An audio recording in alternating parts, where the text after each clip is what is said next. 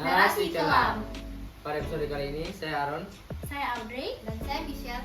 Kami akan membahas tentang salah satu kerusuhan yang pernah terjadi di negara kami, negara Indonesia, yang tentu pernah mengguncangkan kita. Oleh karena itu, judul dari talkshow ini adalah api tidak akan ada jika tidak bersihkan, dan luka tidak akan sembuh jika tidak ada keinginan untuk berdamai. Jadi tema ini akan berhubungan dengan topik yang akan kita bahas hari ini, yaitu kerusuhan di Lampung pada tahun 2012. Kerusuhan ini terjadi karena warga desa Bali Nuraga yang merupakan transmigran asal Bali diduga melakukan pelecehan kepada dua gadis warga desa Agom yang merupakan penduduk asli Lampung. Benar, tetapi apakah kerusuhan besar pada saat itu cuma dikarenakan hal itu? Kamu yakin tidak ada penyebab lainnya? Hah? Emangnya selain itu ada penyebab apa? Nah, terkait hal tersebut, saya dan tim telah mengumpulkan informasi-informasi yang terkait dengan munculnya masalah tersebut. Saya telah mengundang salah satu narasumber dari tempat kejadian tersebut. Langsung saja, di sini sudah ada Kelin sebagai saksi yang mengalami dan ada di tempat pada saat kejadian tersebut. Halo Kelin. Jadi sebelum kita masuk ke dalam topiknya, Kelin boleh perkenalkan diri terlebih dahulu.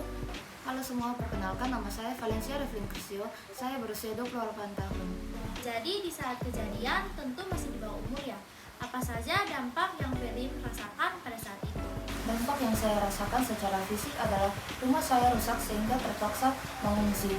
Juga motor ayah saya dibakar oleh pelaku.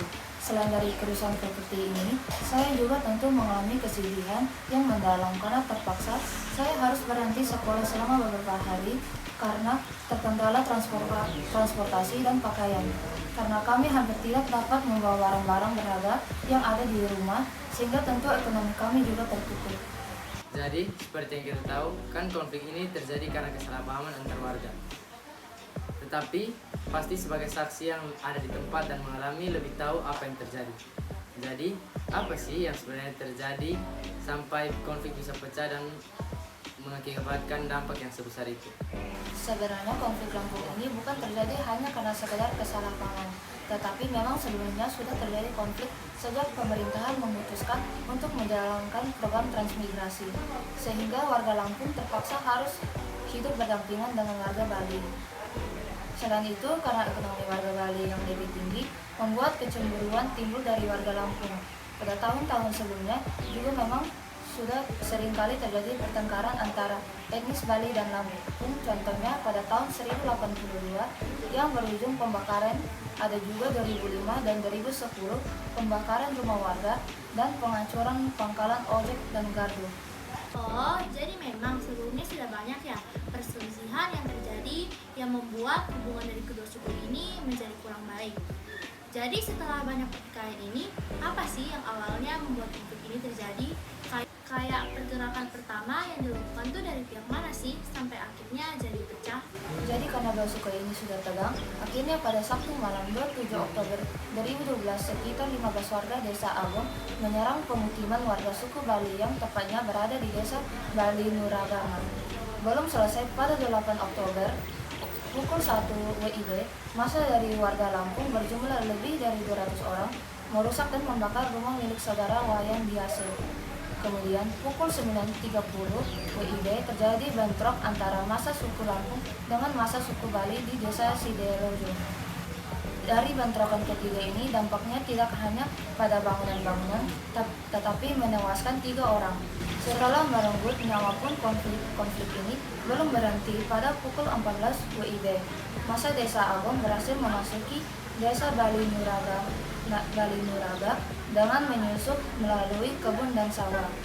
Selain itu, massa suku Lampung segera melakukan penyerangan. Mereka membakar sejumlah rumah warga desa Agom pada saat itu.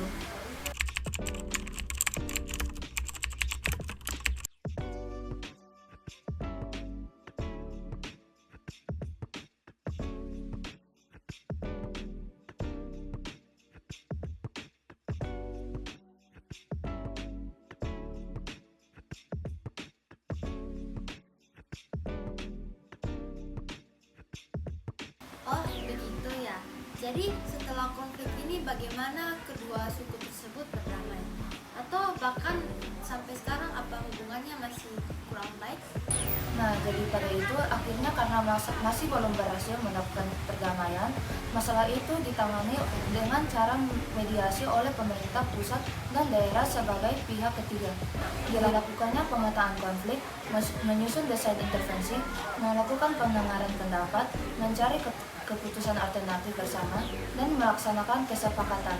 Upaya penyelesaian konflik berakhir dengan kedua pihak dan Raja Bali I Gusti Ngurah Arya dan Ketua Majelis Penimbangan Adat Lampung MPAL Kadaresa Irsyam menandatangani maklumat. Pertemuan tersebut dijaga oleh pihak polisi. Dalam kesepakatan tersebut tercatat ada 10 perdamaian, antara lain sepakat juga menjaga keamanan, ketertiban, kerukunan, dan perdamaian antar suku di Lampung Selatan. Oh gitu ya. Jadi guys, kesimpulan dari talk show kali ini adalah kita semua dapat mencegah kerusuhan jika adanya komunikasi yang efektif dan dialog antara masyarakat. Jadi sekian dari talk show kami. Terima kasih sudah menonton. Semoga talk show ini bermanfaat bagi teman-teman. See you guys.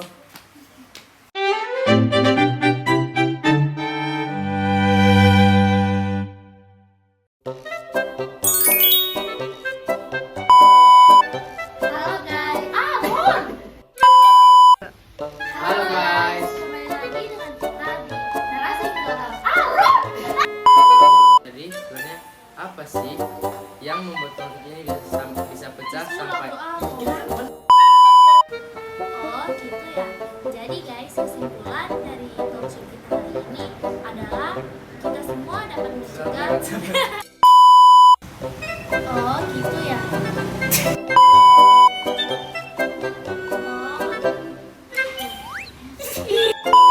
Kesimpulan dari talk show kali ini adalah kita semua dapat mencegah kerusuhan jika adanya komunikasi yang efektif dan saling dialog.